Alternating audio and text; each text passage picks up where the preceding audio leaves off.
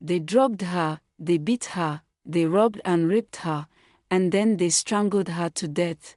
Her only mistake was trusting the wrong people online. This is the true story of Cynthia Udoka Osokogu. Cynthia Osokogu was not reckless. She was educated, a master's student, a former model, and a boutique owner trying to grow her fashion business. In 2012, Cynthia developed some friendships on Facebook after chatting with a newly added friend, Akumi Ekozona Nobufo, via her BlackBerry Messenger over the pace of about 4 months, and soon she had also friend his cousin, Isaac Ilochukwu Olisaloka. Even though she already had a relation in the United States who often sent her goods to sell in her retailing business, they told her they were in the same business, that they were also retailers, and offered to sell her the items at cheaper prices, and she believed them. These young men seemed normal and promised to host Cynthia when she came to Lagos. What Cynthia didn't know was that Nobufo had been stalking her for months, patiently gaining her confidence through frequent chats and postings.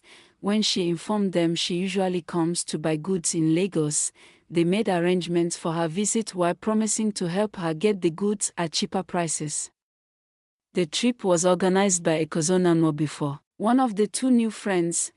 On July 21, 2012, Cynthia flew to Lagos from Abuja to meet with these new retailers regarding the better price offer on the clothes and accessories for her fashion boutique. After landing, she called her mother to tell her that she had arrived safely. The two young men picked Cynthia up from the Murtala Muhammad International Airport, Ikeja, and drove her to Cosmila Hotel in Lakeview Estate in Festac Town. At the hotel, they entertained her and offered her a Ribena brand drink which was pre-drugged with Rohypnol, but discovered the drug did not take effect quickly enough on her. After that, they beat her and demanded she reveal where she kept her money. They presumed she would hold a lot of money, but she said she didn't have any money to spare. When they didn't get any money from her, they tied her up, robbed her of all the money she brought to shop for her business, her 3 BlackBerry phones, jewelries, international passport, a driver's license. Then they raped her and finally strangled her to death. The next morning, after spending the night with Cynthia's body, they then abandoned her, left the hotel and quickly unfriended her from their Facebook friends list to remove any trace of their connection. Unknown to them, there was a hidden CCTV camera in the hotel which recorded part of the event.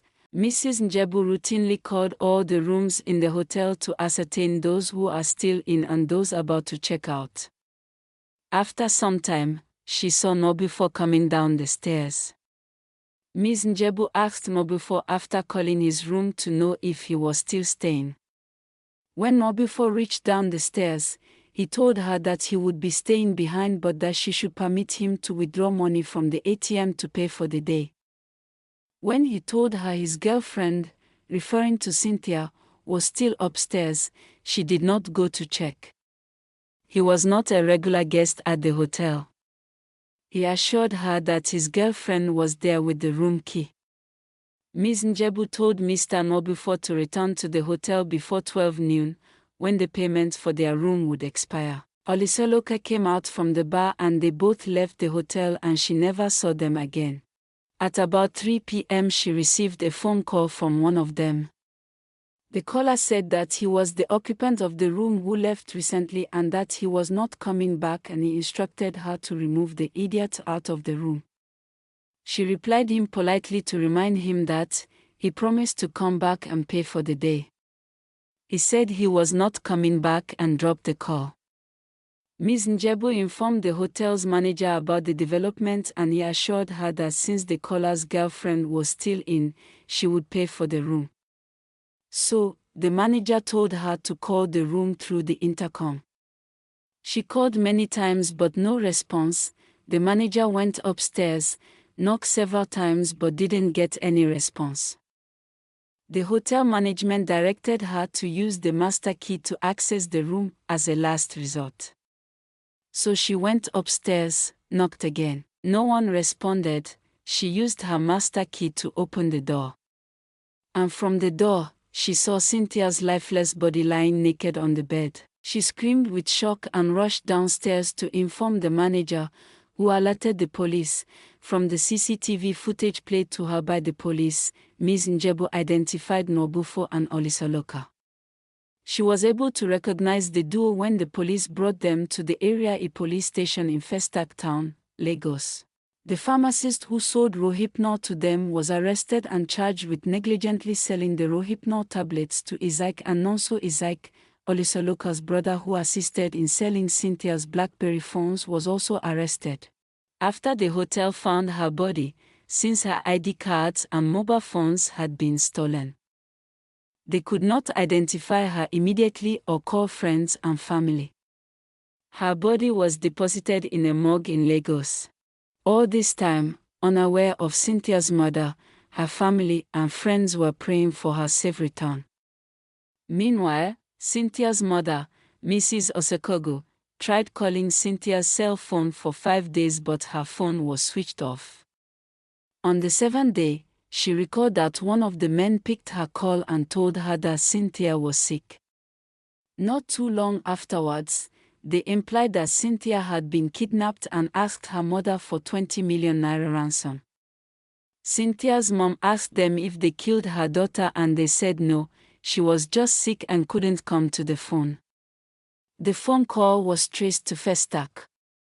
There, a missing persons police report was submitted to the Area E command in Festac.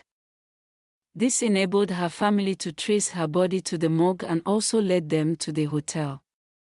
The police in Lagos delayed the release of Cynthia's body to her parents for burial because they had intended to carry out an autopsy on the body at the Ikeja General Hospital morgue.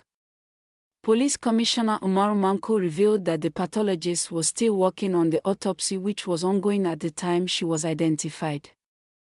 Eventually, her body was released for burial and she was laid to rest in her hometown. A ceremonial burial was performed at the family residence. Cynthia's body was found naked with her 2 hands tied behind her back with a brown tape and supported with a padlock chain. Her 2 legs were also taped together. Her mouth was stuffed with hair net and handkerchief, also tied with brown tape round her head to seal her mouth and secure the materials inside. The final autopsy stated that Cynthia was asphyxiated, suffocated to death through blockage of air into her lungs. After the arrest, several other women came forward to reveal that they had also been drugged, tied up and robbed by the suspects, but they all survived to tell the story. According to reports, these 2 young men also confessed that they had robbed several other women prior to Cynthia, who happened to be their 6th victim.